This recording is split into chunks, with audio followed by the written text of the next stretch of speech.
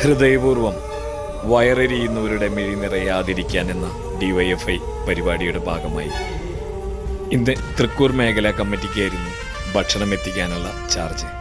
അതിൻ്റെ ഭാഗമായി പോകുമ്പോൾ ഈ അടുത്ത കാലത്തൊക്കെ വീഡിയോ എടുക്കാറുണ്ട്. ഇന്ന് അതിലൊരു മറ്റൊരു വീഡിയോ ഭക്ഷണം ഓരോ അമ്മമാരും അവരുടെ വീടുകളിൽ തയ്യാറാക്കുന്ന ഭക്ഷണം DYFI തന്നെ വിതരണം ചെയ്യുന്നതിൻ്റെ, മെഡിക്കൽ കോളേജുകളിൽ വിതരണം ചെയ്യുന്നതിൻ്റെ ഹൃദയപൂർവ്വം പരിപാടിയുടെ ഭാഗമായിട്ട് ഞാനിപ്പോൾ ഏതാണ്ട് ഈ പരിപാടിക്കായിട്ട് വരുന്നത് എത്രാമത്തെ പ്രാവശ്യം സഖാവേ? 16ാം ഘട്ടമാണ്.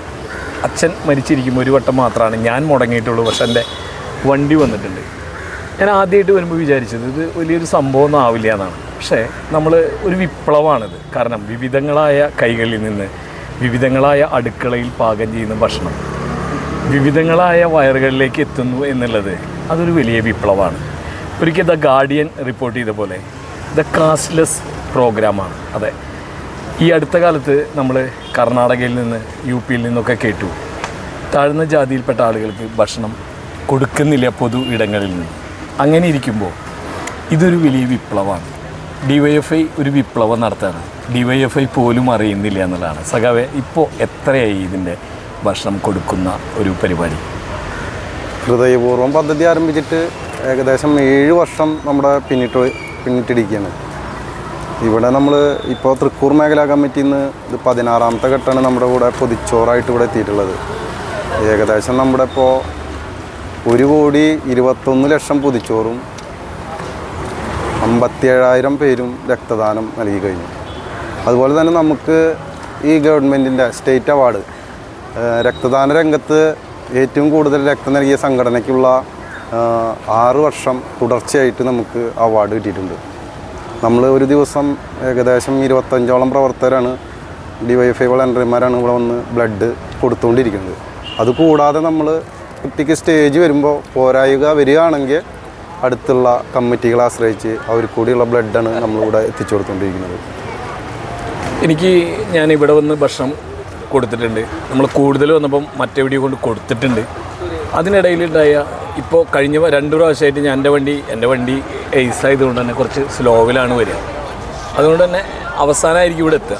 അതിൻ്റെ ഭാഗമായിട്ട് നമ്മുടെ എല്ലാ പ്രാവശ്യവും ഇപ്പോൾ 2 പ്രാവശ്യമായിട്ട് പോകുന്നത് ക്യാൻസർ ഹോസ്പിറ്റലിലേക്കാണ്. എനിക്ക് തോന്നുന്നു ക്യാൻസർ വാർഡിൽ നമ്മൾ കോവിഡ് കാലത്താണ് നമ്മളവിടെ സ്റ്റാർട്ട് ചെയ്തത്. ഏകദേശം ഒരു 150 പൊതിയോളം വെച്ചാണ് കോവിഡ് കാലത്ത് നമ്മൾ ക്യാൻസർ വാർഡിൽ ഭക്ഷണം കൊടുക്കാൻ തുടങ്ങിയത്. ആ സമയത്ത് പിന്നെ പെട്ടെന്ന് നമുക്ക് സ്റ്റോപ്പ് ചെയ്യാൻ പറ്റാത്തൊരവസ്ഥയുണ്ടായി. അതായത് ദിനം പ്രതി ആളുകൾ കൂടി വരികയും കോവിഡ് മാറി ജനങ്ങളുടെ തിരക്ക് വർദ്ധിക്കുകയും അപ്പോൾ ഏകദേശം 500ഓളം പൊതിച്ചോറ് നമ്മൾ ഇവിടെ നിന്ന് പാർത്തി അവിടെ എത്തിക്കേണ്ട അവസ്ഥയാണ്. ഒരു ദിവസം പോലും മുടങ്ങാതെ ഇപ്പോൾ അവിടെയും നമ്മൾ 500 പൊതിച്ചോറ് അവിടെ കൈകാര്യം ചെയ്യുന്നുണ്ട്. മാത്രമല്ല ആ ഹോസ്പിറ്റലിലേക്കുള്ള പ്ലേറ്റ്ലേറ്റ്, പ്ലാസ്മ ഇതെല്ലാം അവിടുത്തെ പേഷ്യൻസിൻ്റെ ബൈസ്റ്റാൻഡർ വിളിച്ച് ഇവിടെ നിന്നാണ് കൈകാര്യം ചെയ്ത് തുടങ്ങുന്നത്. ഈ അടുത്ത് നമ്മുടെ നാട്ടിൽ വളരെ വലിയ അപകടങ്ങൾ നടക്കുകയുണ്ടായി. ആ അപകടങ്ങളുടെ ഭാഗമായിട്ട് തന്നെ നമ്മുടെ തൃപ്രയാർ അപകടം ഉണ്ടായപ്പോഴേ അവിടെ അവർ വന്നവർ ഇവിടെ വരുമ്പോഴാണ് DYFI ആണ് അറിയുന്നത് അവരെ കയ്യിൽ ഒന്നുമില്ല എന്നുള്ളൊരു വസ്തുത. അതൊരു അനുഭവമായിരുന്നു അല്ലേ സഖാ? തീർച്ചയായിട്ടും. അവർക്ക് വേണ്ട ഒരു 16ഓളം ഫുഡാണ് നമ്മുടെ DYFIയുടെ അവിടെ വന്ന് അവർ വാങ്ങിയത്. ഒരു ദിവസം ഒരു ന്യൂസ് വന്നു, 3 നേരം ഭക്ഷണം കിട്ടണില്ല എന്നുള്ളൊരു അവസ്ഥ വന്നപ്പോൾ DYFI അവരുടെ 3 നേരത്തെ ഭക്ഷണം ഏറ്റെടുക്കുകയും കാലത്ത് നേരം അവർക്ക് ഇഡ്ഡലി, വട അത് എത്തിച്ചു കൊടുക്കും 16 പേർക്ക്. അതുപോലെ തന്നെ വൈകിട്ടുള്ള ചപ്പാത്തി, മുട്ടക്കറി, ഹൃദയപൂർവ്വം പദ്ധതിയുടെ ഭാഗമായി വരുന്ന പൊതിച്ചോറ് 12 പൊതി ഡെയിലി. ഇപ്പോൾ അവരെ ഡിസ്ചാർജ് ആയി പോയിട്ടില്ല, എങ്കിലും അവരിപ്പോഴും അത് തുടർന്നുകൊണ്ടിരിക്കുകയാണ്. നമ്മുടെ നാട് വിവേകാനന്ദ സ്വാമിയുടെ കേരളത്തിൽ വരുമ്പോഴേ അദ്ദേഹം പറയുന്നുണ്ട് കേരളം ഭ്രാന്താലയാണ്. ഇന്ത്യയിലെ മറ്റ് സംസ്ഥാനങ്ങളിലൊക്കെ അയിത്തമുണ്ട്, ജാതി അയിത്തങ്ങളുണ്ട്. നമ്മളൊരു ഹൃദയപൂർവ്വം പദ്ധതി ഓരോരുത്തർക്കും ഒരു നേരത്തെ ഭക്ഷണമാണ്. അത് നമ്മൾ കൊടുക്കണതല്ല, നമ്മൾ വിതരണം ചെയ്യുക മാത്രമേ ചെയ്യൂ, എത്തിച്ചു കൊടുക്കണമെന്നുള്ളതാണ്. അതിൻ്റെ കൂടെ ഒരു വിപ്ലവം നടക്കണമെന്നുള്ളത് നമ്മൾ അറിയാതെ പോകുന്നൊരു കാര്യമാണ്. ഇപ്പം ഞാനും ഇവനും വ്യത്യസ്ത വീടുകളിലാണ്, മണികണ്ഠനും ഞാനും. ഞങ്ങൾ കഴിക്കുന്ന ഭക്ഷണം ഏത് വീട്ടിലെയാന്ന് ആർക്കും അറിയില്ല. അതെ, ഈ അയിത്തം ഒരുപാടുള്ള ഈ നാട്ടിൽ DYFIയുടെ വിപ്ലവം കാണാതെ പോകരുത്. പറയാനുള്ളത്, കോവിഡിൻ്റെ അതിതീവ്ര ഘട്ടത്തിലും ഞങ്ങളിവിടെ ഇത് മുടക്കിയിട്ടില്ല, കോവിഡ് പ്രോട്ടോക്കോൾ പാലിച്ചിട്ട്. അല്ല സഖാവേ? തീർച്ചയായിട്ടും. സന്തോഷ് സഖാവാണ് ഇതിൻ്റെ കോർഡിനേറ്ററായിട്ട് എൻ്റെ കൂടെ എല്ലാപ്പോഴും ഉള്ളത്. ഓരോ മേഖലാ കമ്മിറ്റി വരുമ്പോഴും ഇതുപോലെ വീഡിയോകൾ എടുക്കണം എന്നാണ് ഞങ്ങൾ ആഗ്രഹിക്കുന്നത്. പക്ഷെ നമ്മുടെ ആളുകൾ അത്രയും എത്തിയിട്ടില്ല എന്നുള്ളത് സത്യത്തിൽ പല കാര്യങ്ങളും പുറത്തെത്തിക്കുന്നതിൻ്റെ ഭാഗമായിട്ട് തന്നെ ഇത്തരം കാര്യങ്ങൾ എത്തിക്കണില്ല എന്നുള്ളതും ഒരു വിഷമാണ്. നമ്മളാരും DYFIയുടെ ഒരു അടയാളങ്ങൾ വെച്ചിട്ടല്ല ഇവിടെ വരുന്നത്. വണ്ടിയും ഒരു കൊടി ഉണ്ടാവും, അത് ആരും അറിയുന്നില്ല എന്ന് മാത്രം.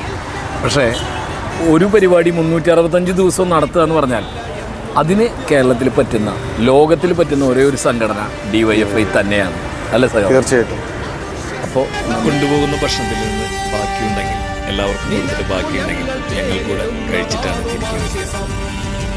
ഞാനും മണികണ്ഠനും